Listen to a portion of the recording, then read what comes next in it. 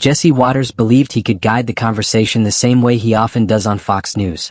Within just 3 minutes, he interrupted Congresswoman Jasmine Crockett 9 times, cutting into nearly every effort she made to speak. But on her 10th attempt to finish a sentence, something shifted. The moment left Waters briefly silent and made his approach far more visible than he likely intended. Under the bright studio lights, Waters leaned forward in his chair with a familiar grin. He had invited Crockett onto his primetime show expecting a guest he could easily control. In his view, she was a first-term congresswoman from Texas, while he was a well-known primetime host. He assumed the discussion would follow his usual pattern. Across from him, however, Crockett sat in a dark, tailored blazer, calm in posture and focused in expression. She had prepared carefully. She understood his style and came ready for the tactics she expected him to use. As the conversation began, tension built quickly. Crockett started her opening statement, but before she could complete even a few words, Waters interrupted. He spoke over her as she tried to continue, using a method he had relied on for years with many guests. This time, though, the approach met steady resistance. He appeared to underestimate the person sitting across from him. To understand why this exchange drew attention, it helps to look at both individuals and what they brought into the interview. At 45, Jesse Waters had built a career around a confrontational on-air style. He began as a producer on The O'Reilly Factor, where he practiced a form of journalism that often involved surprising people with direct and sometimes challenging questions. After Bill O'Reilly left the network, Waters moved into a larger role and carried a similar approach into his own show. Critics have described his method as highly controlled, designed to limit opposing viewpoints before they can fully develop. He often studied political arguments in advance, preparing specific moments to interrupt or redirect conversations. His production team supported this approach with signals to help guide the timing. Behind the scenes, Waters was known for detailed preparation, reviewing past clips of guests and identifying points he could challenge during the interview. His research team compiled extensive background material on many political figures who appeared on the program, including past statements and areas of vulnerability. His show became a regular choice for viewers who appreciated his direct style when engaging with political opponents. The format was consistent. Invite a guest, ask pointed questions, interrupt frequently, and then respond to partial answers. Over time, Waters became very practiced at this style of televised debate. Crockett approached the situation differently. At 43, she represented many of the qualities that Waters often challenged on his program. As a black woman, a Democrat, and a first-term congresswoman who had quickly gained national attention, she brought a distinct presence. But unlike some public figures who struggled under media pressure, Crockett had spent years developing strong communication skills. Born and raised in St. Louis, she earned a law degree and worked as a civil rights attorney before entering politics. She was not new to high-pressure environments. In court, she had faced experienced attorneys, difficult cases, and demanding judges. For her, a televised interview, even a challenging one, was another setting where preparation mattered. That preparation became especially important here. Crockett did not rely on the conversation going smoothly. She studied the individuals she debated, learned their patterns, and arrived ready with clear points and supporting facts. Before appearing on the show, she had watched many of Waters' previous segments, noting when he tended to interrupt and how he redirected discussions. Waters began with a tone that sounded polite but carried a clear edge. He framed his question around a voting bill, describing it in a way that suggested controversy. He asked why she supported changes that, in his words, could make election systems less secure. The phrasing placed her immediately on the defensive, presenting an assumption before she could explain her position. Crockett took a breath and began her response, aiming to clarify the purpose of the bill. She started to explain that the proposal focused on improving aspects of election processes. Before she could complete her point, Waters interrupted again, shifting the focus back to his original framing. She paused briefly, maintaining her composure despite the repeated interruptions. Behind the scenes, the timing appeared deliberate, aligning with the structured approach often used in the show's format. Each interruption limited her ability to fully explain her position. Crockett attempted to continue, noting that the bill included measures intended to strengthen election systems. Once again, Waters cut in, questioning her explanation and suggesting that her argument did not align with what many viewers might believe. By this stage, the pattern was clear. Waters was not allowing space for a complete response. Instead, the conversation followed a familiar cycle of interruption and redirection, shaping the discussion before it could fully develop. He aimed to control the discussion through carefully timed interruptions. His research team had even identified specific phrases that would signal when to step in. Terms like strengthen election security, voter access, and federal standards were all marked as cues in his preparation notes. However, Crockett had seen this approach before. She adjusted quickly, speaking at a slightly faster pace to complete her points before another interruption could happen. Her background as an attorney had prepared her well for this kind of exchange. In court, difficult judges often use similar tactics, and the key was to present strong arguments right away. The bill creates a federal standard that ensures every eligible American can vote while still protecting election integrity, she said. Federal standard? So now you want Washington bureaucrats running local elections? Waters interrupted. He leaned forward as he spoke, using a familiar move designed to appear assertive and in control. His audience often responded to these confrontational moments. The phrase Washington bureaucrats had been carefully tested to provoke strong reactions among viewers. Crockett's eyes narrowed slightly, but her tone stayed steady. Jesse, if you keep interrupting me, your viewers won't actually hear the facts about this legislation. This was her first direct acknowledgement of his behavior, and it seemed to catch him slightly off guard. Many guests either became flustered or withdrew under constant interruption, which often worked in his favor. Crockett chose a different path. She addressed the interruptions calmly while maintaining her composure. Waters leaned back, his familiar smirk returning. He appeared comfortable in the moment. I'm just asking the tough questions the mainstream media won't ask, Congresswoman. It was a standard response, positioning himself as an independent voice while suggesting that Crockett was used to less challenging interviews. His team often encouraged this line when guests pushed back, as it could shift the dynamic. Then let me answer them, Crockett replied, her tone firmer now. The federal standards would actually prevent the kind of voter suppression we've seen in states like. Voter suppression? Come on, Congresswoman. Requiring ID to vote isn't suppression, it's common sense. The interruptions became more frequent, and Waters appeared increasingly confident.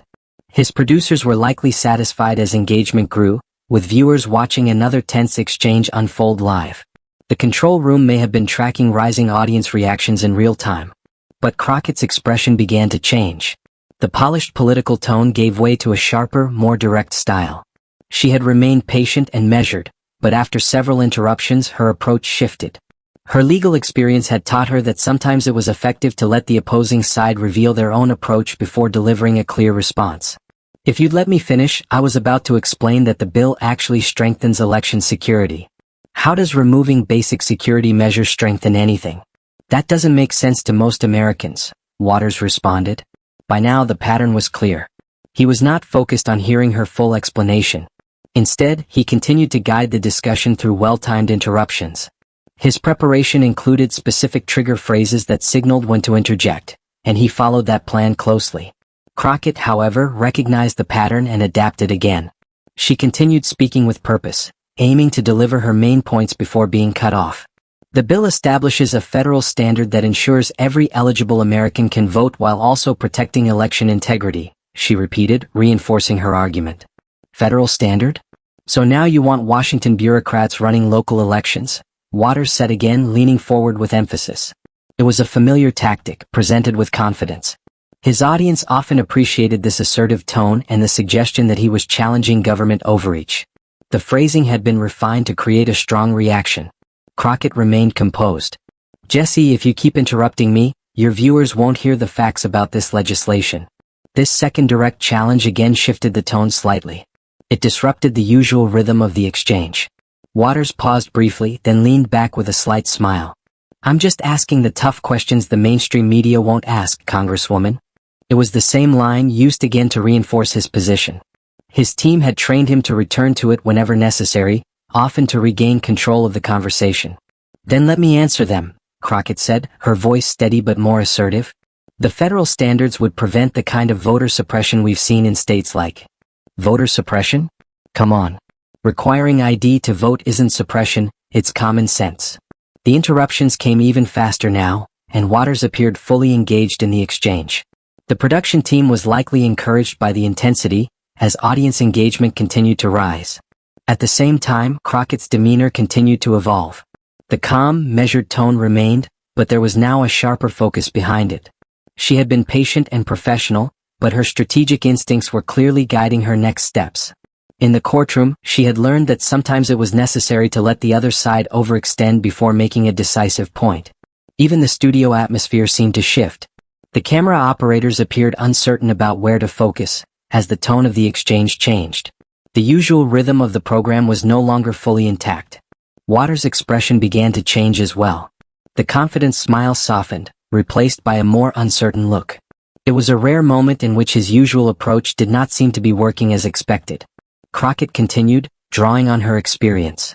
You see, Jesse, what just happened here reflects a broader concern. When people are interrupted or not given space to speak, their perspectives are not fully heard. Her voice was clear and deliberate, each sentence measured. The camera focused closely on her expression, showing her steady composure. You interrupted when I mentioned polling locations. You interrupted when I brought up federal standards. You stopped me again when I referenced documented concerns about access. These patterns limit the ability to fully explain an issue. The comparison was straightforward. The structure of the conversation itself had become part of her point. The interruptions, which were meant to control the discussion, now highlighted the challenge she was describing. Waters attempted to respond, though his tone was less certain. Now hold on a second, Congresswoman. No, Jesse, Crockett replied calmly. You've had multiple opportunities to speak. Now I'm going to finish my point. The shift was clear. The dynamic of the conversation had changed. Waters, known for directing discussions through interruption, was now being asked to pause. You invited me here to discuss voting rights, Crockett continued. But instead of allowing a full explanation, the conversation has been repeatedly redirected. That makes it harder for viewers to hear complete information. She then looked directly toward the camera. This is why clear communication matters.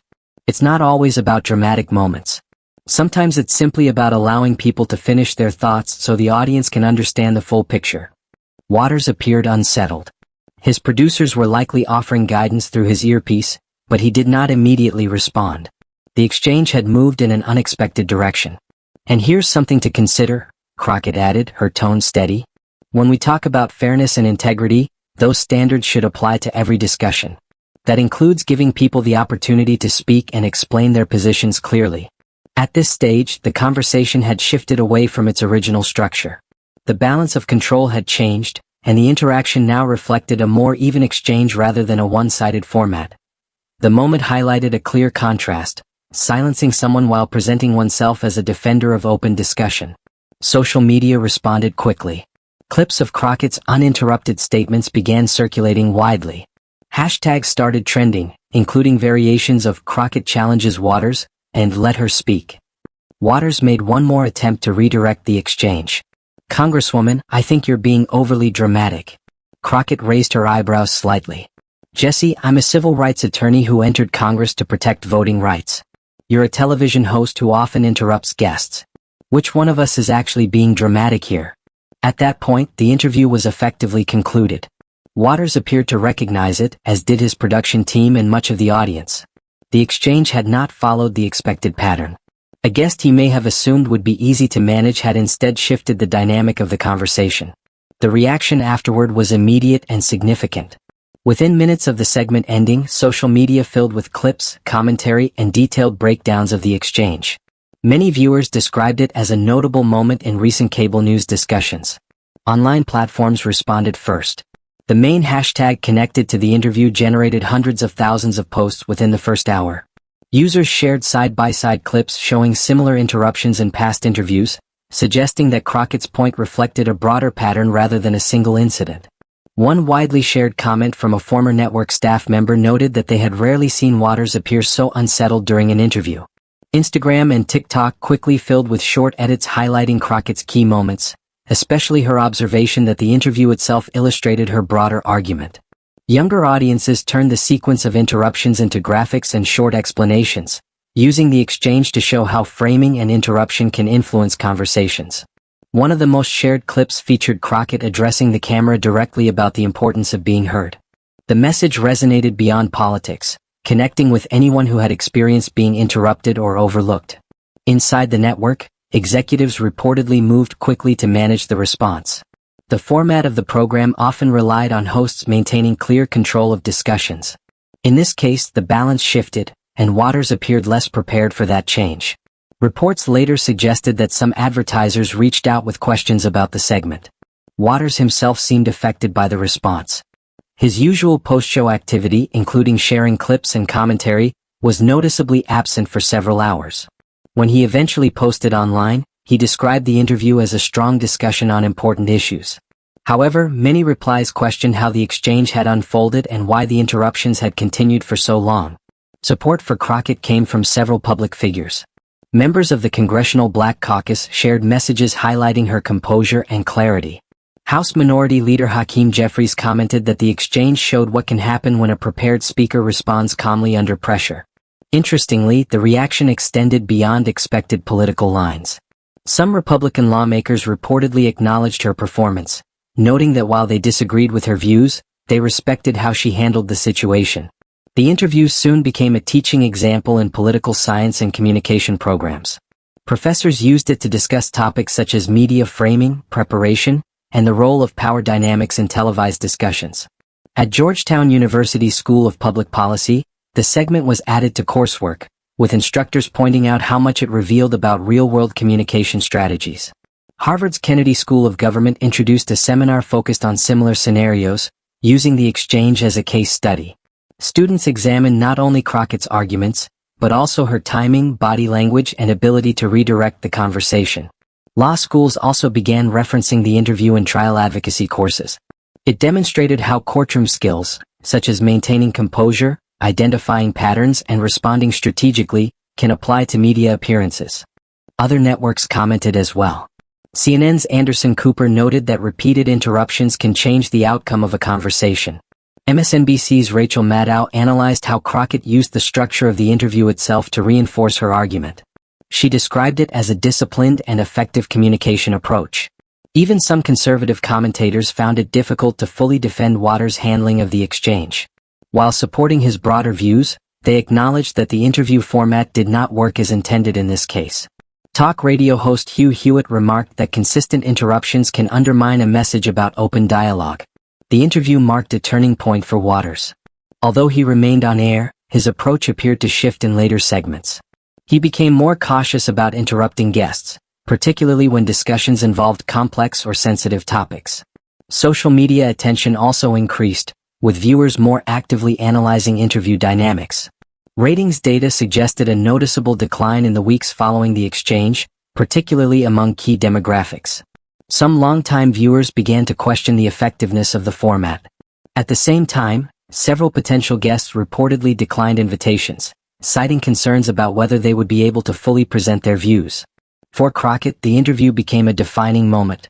It raised her national profile and led to a surge in speaking invitations. Political groups invited her to discuss communication strategies and voting rights. Her fundraising also increased significantly in the days that followed, reflecting strong public interest in her approach. Media training organizations began using clips from the exchange to teach how to handle challenging interviews. Her method of turning an interviewer's tactics into a teaching moment became widely discussed among communication professionals. Beyond politics, the exchange encouraged broader conversations about interruption, respect, and communication in everyday settings. The phrase, "let her speak," evolved into a wider message about allowing people to share their perspectives without interruption. Advocacy groups highlighted Crockett's response as an example of maintaining composure while addressing difficult situations. Her calm and direct communication style was presented as a practical model for handling similar challenges in workplaces and public discussions. The interview also renewed interest in media literacy.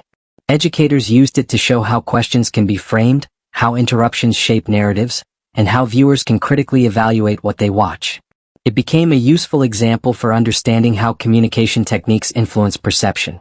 Perhaps most notably, Crockett's connection between interruption and broader participation issues introduced a new way to explain how voices can be limited.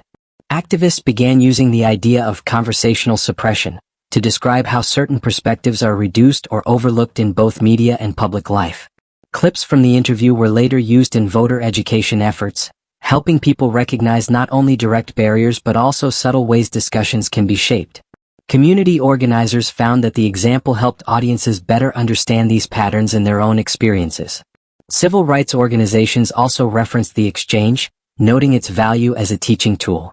The moment became part of workshops and events focused on civic engagement and communication. Overall, the interview set a new example of how public figures can respond to challenging media environments. Rather than simply reacting, Crockett demonstrated how preparation and clarity can shift the direction of a conversation. Other political figures began studying similar approaches, leading to a broader shift in how interviews were handled. Media training programs incorporated these lessons, teaching participants how to identify and respond to interruption tactics effectively. The exchange also highlighted the growing role of social media in amplifying key moments. A single segment, when widely shared, can reach millions and influence public discussion. Months later, the interview continued to be referenced as an important case in political communication. It showed that prepared and composed responses can reshape even the most controlled environments, encouraging a more balanced exchange of ideas.